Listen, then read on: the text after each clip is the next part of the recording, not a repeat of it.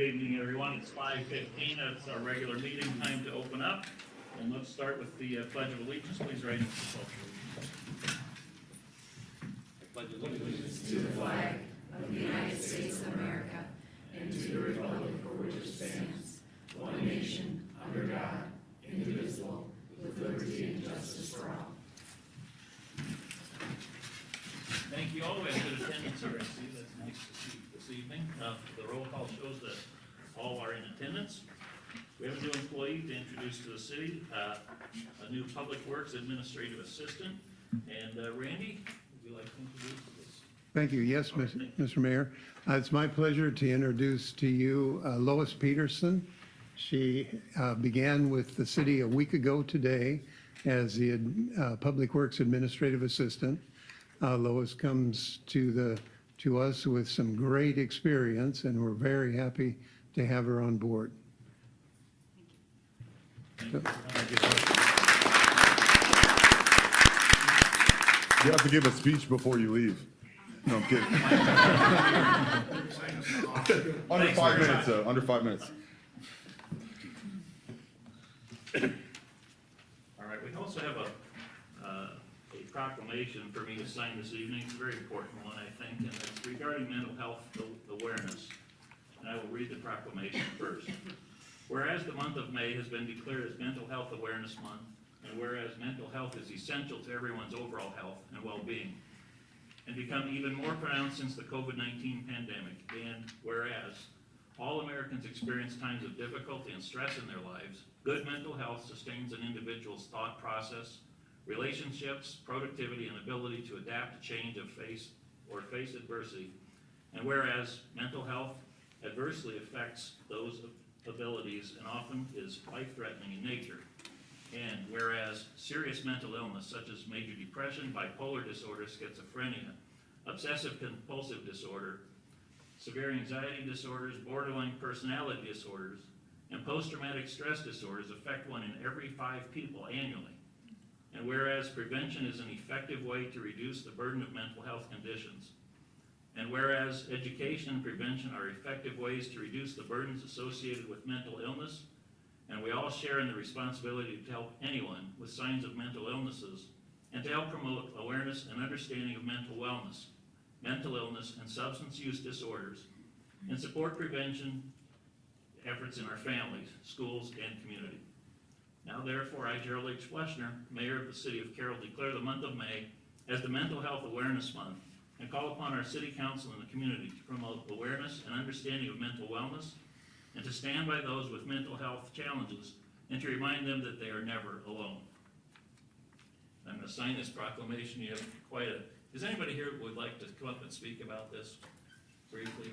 Come on up and just state your name up here and talk about the importance of this, and then I'll come out and sign it for you. Thank you. Great. So I'm Carrie Seddon. I'm the Director of Community Initiatives at the Iowa Healthcare Collaborative, and we're the organization that has brought this grant, this 4-year funding opportunity. We'd identified Carroll County as a great opportunity for us to support youth and families, to raise awareness, to target stigma, support mental health, and also to help to increase the understanding that substance misuse is treatable and it's preventable, and we can help to support long-term recovery. So I really appreciate, I'm just the one bringing the project and helping to facilitate, but the amazing team, I've got about half of us behind us here, just all many different diverse sectors throughout Carroll County. Everybody has just been amazing to work with, and we are really excited. We're 3/4 of the way through 1 year, and 3 more exciting years to come to make a difference here in town. And I'm Amy Block. I'm the Executive Director for Catholic Charities here.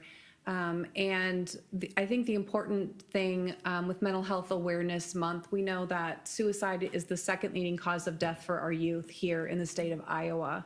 And so by really focusing on mental health during the month of May, we've had all of our kids in our schools wearing green, talking about mental health. That is the best thing that you can really do to help destigmatize. 90% of Americans either have a mental health concern or know somebody who does, a significant mental health crisis. And so if you can talk about that with people in your life and share that it's okay to get help. I'm wearing a button today, okay. It's make it okay is really the theme for mental health awareness, to let people know that. And we also live in a rural community and with farming. And unfortunately, suicide in Iowa and our rural communities is on the rise, really faster growing than almost in any rural area in the country. And so it's really important that we talk about it, and you can be a part of that. And so we encourage you and ask you to do your part with Mental Health Awareness Month, and really appreciate you taking the time for us and for the people in our community. So thank you. Thank you very much for coming here today. I'm gonna sign this for you. Great. Out there, and if you would like a photo, we would. Yeah, do that. well, come up here. And thank you guys for what you do too. Appreciate it. If we gave you a camera, would you take? Yeah, I'd be happy to. And then we can share it with everybody. Are you gonna take a picture? Yeah, I'll take pictures. And then you can share it with all of us. That way we don't have to hand you off 20 photos. All right, get the mayor in here. Ted and Kathy, you guys want to? Aren't you there by Whatever I'm told. You I can just get do what it. I'm told. I just threw it. I told you. Can you get us all there? That's how it works.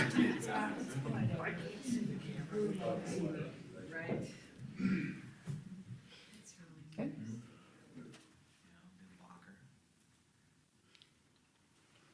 Thank you. All right, thank you. Thank you very much.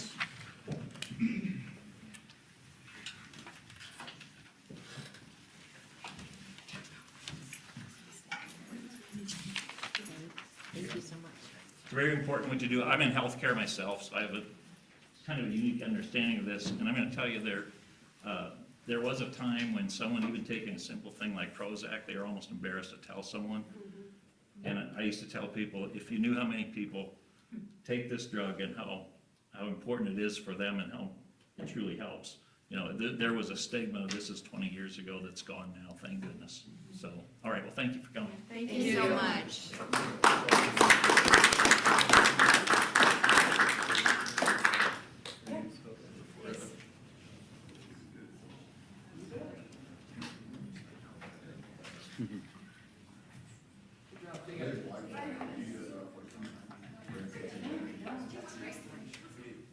Yes, she was making a copy of this one grant, if they're 1 year in, 1 year grant. Okay, all right, just want to make sure. That's quite a group to come in and do that, so I'm glad to do that for them. Moving on to the consent agenda, which includes the approval of minutes of the April 22nd, 2024 meeting, approval of bills and claims, licenses and permits, including renewal of Class D retail alcohol license, Beer 30 Carroll, renewal of special Class C retail alcohol license, Pizza Hut, renewal of special Class C retail alcohol license for Napoli's Italian Restaurant, also including bid opening report for batting cages and infill housing incentive applications. Is there any questions? Laura, I will not be voting on this as I'm involved with an LLC that has a infill housing incentive application. Okay. Will there be a motion to approve the minutes? Second. Sorry. Tom and Jason, second. Roll call vote, please. Yes. Seaman? Yes. Shrek? Yes. Warner? Yes. Atherton? Yes. Motion is approved. Okay, moving on to oral requests and communications from the audience. I don't see anybody here that might be interested, but if there is, certainly feel free to come up and speak for 5 minutes on any cause you might have. Okay, let's move on to ordinances. And the first ordinance we have is vacation of a portion of Northwest Street, second reading. And Randy. Thank you, Mayor. During your last meeting, you held public hearing, introduced an ordinance, and approved the first reading of the ordinance to vacate a portion of the right-of-way of Northwest Street, south of 30th. At this point time, we have not received any further comments on the ordinance, and we would recommend that your continued consideration of adoption of the ordinance vacating that portion of Northwest Street. Any questions or concerns for Randy at this time? All right, if someone's comfortable with it, we could possibly approve the second and waive the third reading. If there'd be a motion to that effect. So moved. All right, Carolyn and Tom seconded. Roll call vote on that, please. Seaman? Yes. Atherton? Yes. Rordero? Yes. Dirks? Yes. Bauer? Yes. Shrek? Yes. Motion is approved. Very good. And the second ordinance is rezoning request from A1 agricultural. You have to adopt. I'm sorry, I missed that. About every other time I miss those, excuse me. I'll need a motion to adopt, please. So moved. Second. JJ and Tom. Roll call vote, please. Rordero? Yes. Shrek? Yes. Dirks? Yes. Atherton? Yes. Seaman? Yes. Bauer? Yes. Ordinance is adopted. All right, and next ordinance is rezoning request from A1 agricultural district to R3 low-density residential district, second reading. Randy, let's talk with you again. Or I can do it. You want to That's take care fine. of it? Yep. That's fine. Yep. At the last meeting, we had a public hearing on the rezoning for the Northwest Gulfview subdivision. Request to change the zoning from Ag 1 to R3. At that meeting, we passed the first reading. At this time, the city staff has not received any other comments regarding this, so would recommend passing a second reading going forward. All right, any questions? All right, then I would look for a motion to approve the second reading. So moved. Second? That's Tom and Kyle. Kyle. All right, roll call vote, please. Shrek? No. Bauer? Yes. Atherton? No. Dirks? Yes. Rordero? Yes. Seaman? Yes. Motion is approved 4-2.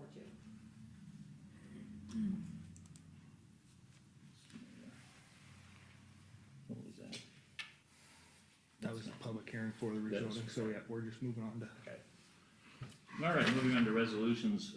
First one, 1114 North Main Street, public hearing on the proposed sale of city interest in real estate. So let's open a public hearing. It's 5:27 PM right now. And why don't you go ahead and explain what this is first and see if anybody has any comments. Yep. The city had solicited bids for the 1114 North Main Street. One bid was received on April 19th. At the April 22nd council meeting, council approved their intent to accept the proposal from PKDW LLCs for $12,500. They are proposing to build a multifamily housing unit. Each unit would be rented or sold as an affordable housing unit. The estimated time of construction would be within 3 years, with the demolition beginning immediately upon possession.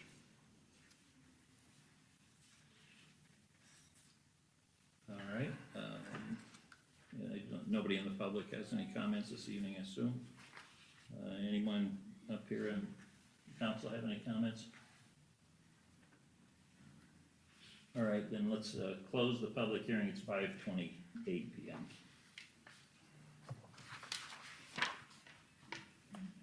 All right, then I will look for a motion to approve as recommended by staff.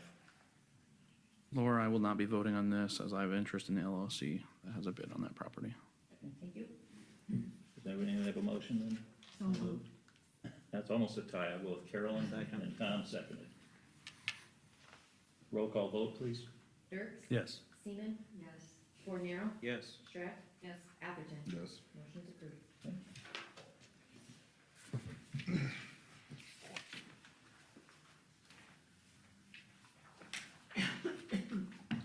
Okay, next, City of Carroll renovations at Merchants Park project.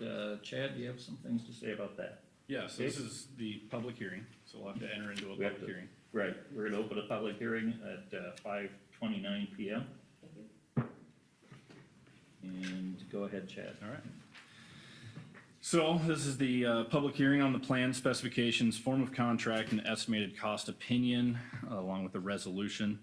The plans, as most of you are aware, I will reiterate it a little bit, is for lighting, bleachers, dugout expansions, press box renovation, as well as dugout or protective netting.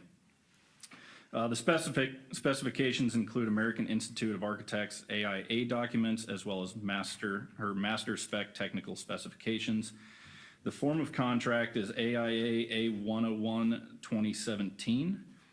The estimated cost for the project for a total cost or construction opinion cost is $1,210,200. Funding is listed below. This hasn't been updated since the bids have been received. So when we bring this project back to all of you at our next council meeting, I will give you the updated numbers there. Project schedule is listed below, pre-construction meeting, that's already happened. Bid receipt has already happened, and construction completion is determined to be around the 1st of December of this year. Construction cannot start until the completion of the Merchants and state baseball for this season. So it would be my recommendation, after the conduction of this public hearing, to approve the resolution adopting the plan, specifications, form of contract, and estimated cost for the City of Carroll renovations at Merchant Park project. I kind of talked about it with Aaron. My only concern is I want to make sure that we have some type of commitment that state baseball is going to be here for a while before we pump all. I mean, I understand it's an economic driver. I just want to make sure that the juice is kind of worth the squeeze, if that makes sense. And me and Aaron had a conversation after your guys' conversation. So this isn't primarily the state coming in saying we need these, otherwise the state won't come back. This project had actually started before state was even here in 2020. Is that the first year they were here? Or back, I should say. So these, one in 2020. that was our most recent restart with them. Years, so I don't. Yeah, they still had it. They did, Yeah. okay. So a lot of these were already determined by not only the merchants organizations, but our local high schools and city staff. Once we completed those like 7 or 8 items that we were looking at doing renovations for, after the first 2 years of state baseball, they came in and said, hey, it'd be cool if you guys looked at these. And we matched quite a few of them. Now we've cut a few of those projects just because we didn't feel like we needed them. But on top of state baseball, you know, we're also looking at the Iowa Community College conference tournament next year. And that has potential to go into a 3-year agreement. We're looking at, obviously, the whole merchant schedule, the Kemper schedule, the Carroll schedule. These are all upgrades that we've taken into consideration because of input on everyone using the stadium. Okay. And as far as a commitment, I don't think they will be able to give us that full commitment because our RFP is due the end of this month, and they probably won't have a decision until August. Now, saying that, we are very likely to have it back. They obviously can't promise anything because they have to go through an RFP process. And then my other question is, why is there a 15% contingency? That seems a little. That's just what the engineers put on it as far as their best guess as what the cost opinion would be. Is that negotiable or? No, that's not a price right now. That was just in their cost opinion. That was before we even got bids back. Okay. So that shouldn't be included in the bids that we get back then? Well, we'll still have some sort of contingency on the overall project, but it won't be 15%. Okay, yeah, I just don't want it at 15%. 15% is a pretty large number for a contingency. No. For anything, right? For anything, so. For the contingency that I'm probably going to In a minute, propose we'll for get an this extra project will be in the 15%. range of 6%. Okay, Now, obviously, we hope not to use any of that with any change orders or anything that comes up. But with a renovation, it is somewhat likely. and so you brought up, have we finished the things that we had to do? I thought there was some stuff that was always brought up, and maybe I'm just mistaken. There was things that we had to do to get Merchants Park to where state baseball was. I The mean, that's how state it's can kind of make delivered. recommendations like, hey, it would be, if you want to keep hosting this, these are good things to improve. And everything on this project checks those boxes. Okay, I think the netting is one thing that has to be done. Yes. For sure. Correct. that's a For safe- liability. and for safety safety That reasons, was one of yes. their biggest. Okay. Yeah. Yeah. I was like you, this is kind of a catch-22, you Mm-hmm. know, here you want us to spend the money, but you won't give us, you know, the contract, but, you know, I don't know what to do about the catch-22. They just won't do it. No, they have to wait until the baseball state tournament's over, and then they decide, well, we gotta decide before that, so. And this gets this stadium to the point where, like I talked to Aaron about, where this thing's firing for 6, 7 years that we don't, I mean, besides little bit of maintenance here. I just don't want to get, obviously I'm co-owner of the villa where like, every time you turn around, something goes wrong. I just don't want to kind of continue down that path of where we're just constantly pumping money in this and there's no economic return or whatever it is from it. You know what I mean? It would be not right to say there's no economic return. I mean, I was just looking up the statistics the other day, and we actually used a retail coach to help track this. Okay. But in 2022, we had 42,000 visitors visit the stadium. Imagine that number, from May 1st to the end of state baseball. Only 20% of those people had a 51401 area code. 20%. And what percentage of that was state baseball though? I'm sure a decent percentage of it. So my A concern is large if you remove percent, that and then but- we're still pumping this amount of money, we're not seeing the, you know, Correct. we're not seeing What was the average, yeah. 550 or more For a merchants game? games? Because some games were 800. Yeah. So there's a lot of local people. That's still, just you know. merchants games. Yeah. Merchants games average 500 people. Yeah, that's what I was getting at, merchants games. State baseball, it's probably closer to 700. You know, for usage, you know, it's, for the outside, it's the largest, you know, usage by the public that we have for an outside facility. So we have to kind of keep that in mind too.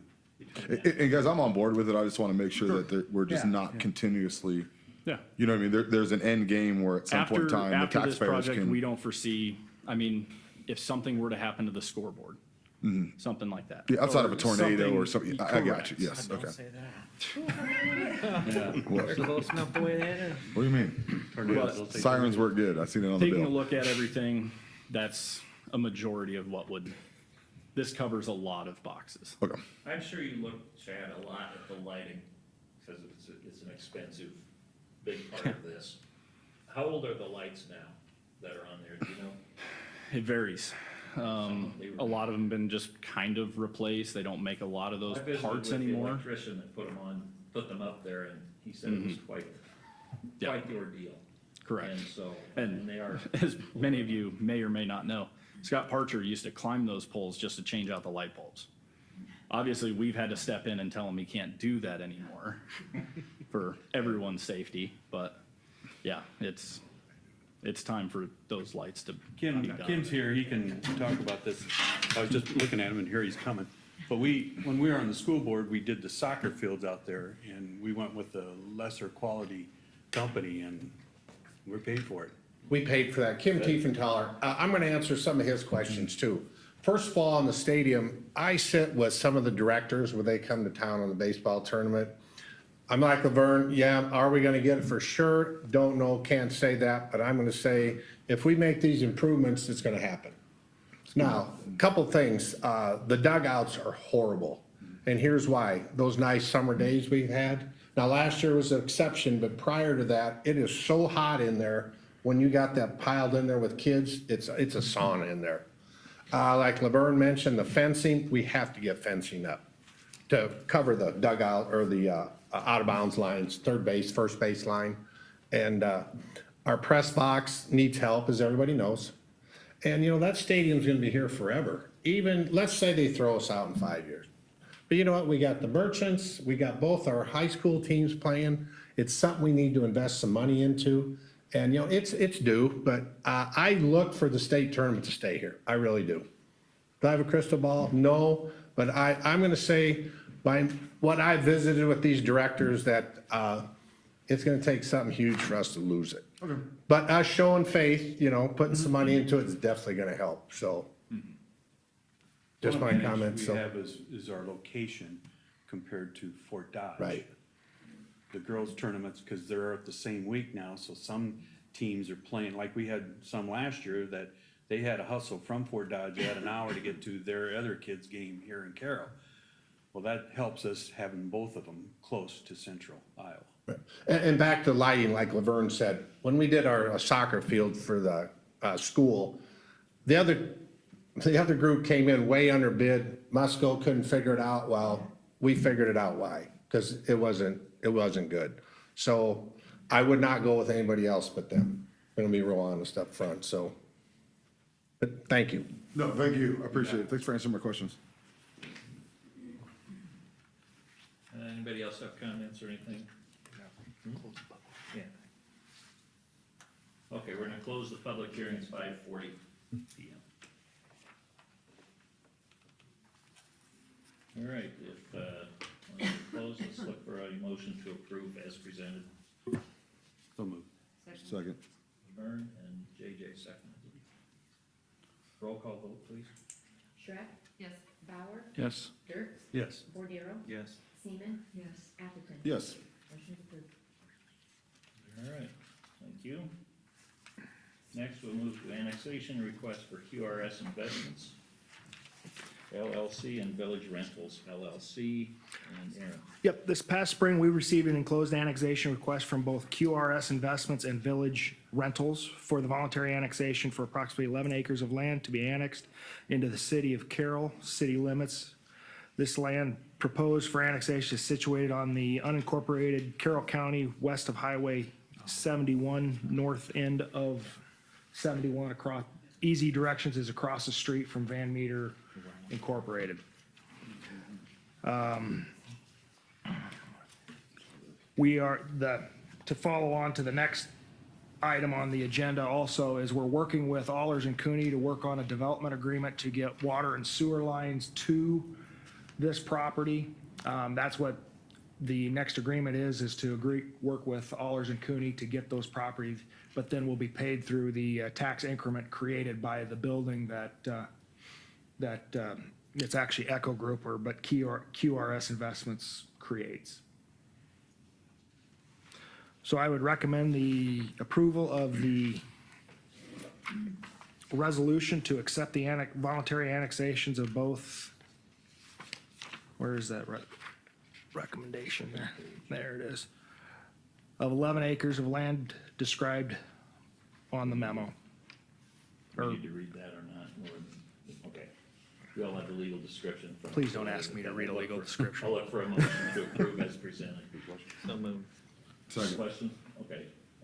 Tom Second. and Jason, second. And roll call vote on that, please. Dirks? Yes. Bauer? Yes. Seaman? Yes. Shrek? Yes. Atherton? Yes. Bornero? Yes. Resolution approved. All right. And regarding the next one, Echo Urban Renewal Plan and Development Agreement, which you kind of just discussed, which we want to bring it up and just talk about it quick again. So, yes, so what we're doing is we're working with the Allers and Cooney. This is an engagement agreement with Allers and Cooney to write the development agreement with Echo Group. So what we're looking for is an approval of the resolution approving the engagement agreement with Allers and Cooney PC for the Echo Urban Renewal Plan and Development Agreement. Okay, we already went through it. I'd look for a motion to approve. So moved. Second. Tom and Kyle seconded it. Roll call, please. Atherton? Yes. Seaman? Yes. Shrek? Yes. Dirks? Yes. Bornero? Yes. Bauer? Yes. Resolution approved. Very good. Moving on to reports. First report we'll have is to set a public hearing for the fiscal year 2023-2024 budget amendment number 2. And Laura. Yes, thank you, Mr. Mayor. As you may recall, our budget document is something that we put together up to almost, 12 to 16 months before we actually might expend some funds. So as you can imagine, our roadmap has changed a little bit. So we have to do a budget amendment in order to spend some funds if things have been approved outside of the budget. So before you tonight is a listing of items that would be included in that.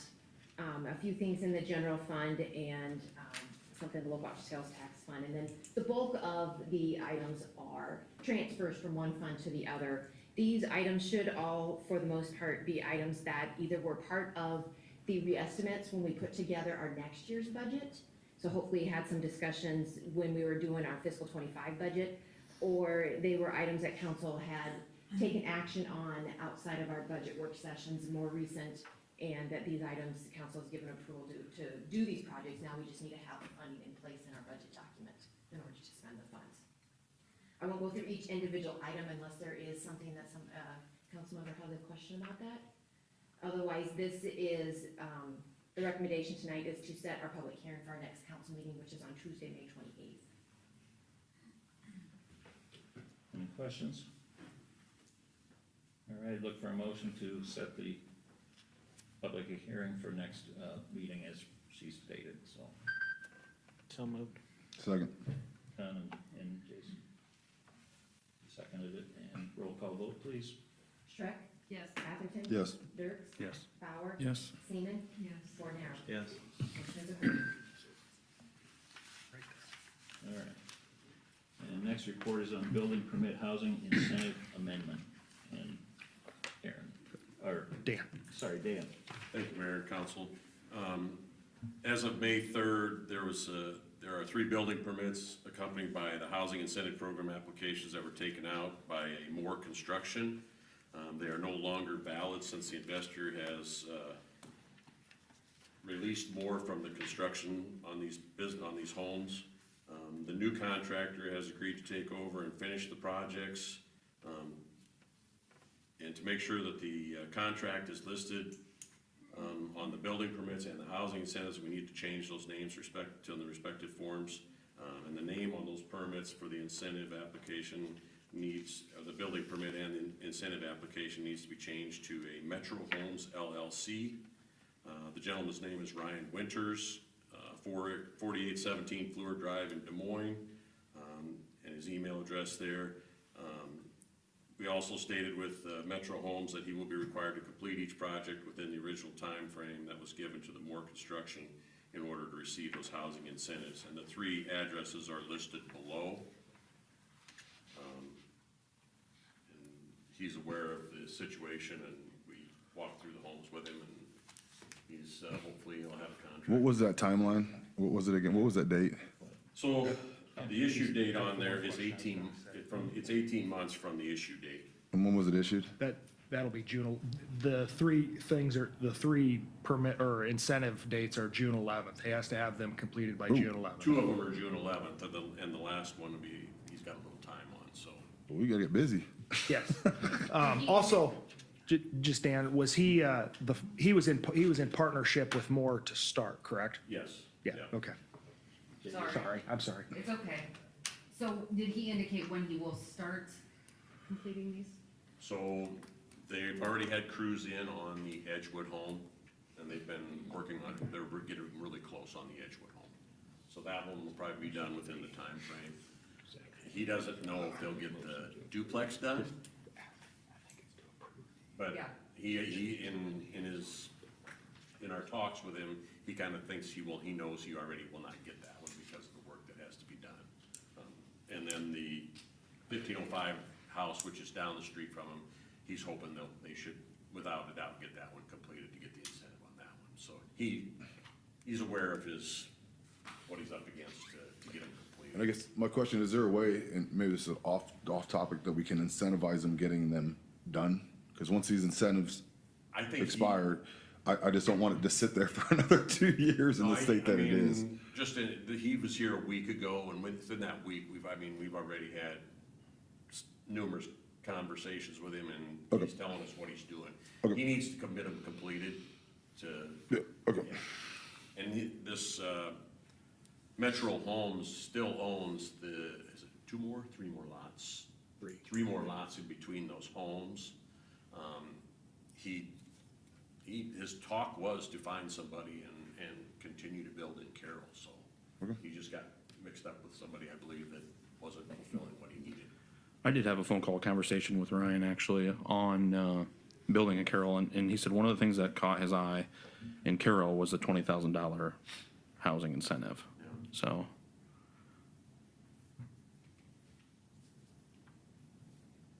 So with that, with the mayor and city council considered approval of changing the names of the Moore Construction to Metro Homes on the above 3 building permits. All right, is there a motion to that effect? So moved. Second. By JJ, second by Jason. Roll call vote, please. Warner? Yes. Atherton? Yes. Bauer? yes, Seaman? Yes. Dirks? Yes. Shrek? Yes. Motion is approved. All right, very good. We have committee reports that are available for everyone to read. No specific comments from the mayor. Anyone on the city council have any comments tonight? And how about the city manager? Not tonight. How about a motion to adjourn? So moved. Second. By Tom and Jason seconded. Roll call vote, please. Shrek? Yes. Dirks? Yes. Seaman? Yes. Warner? Yes. Atherton? Yes. Bauer? yes. We are adjourned. Thank you.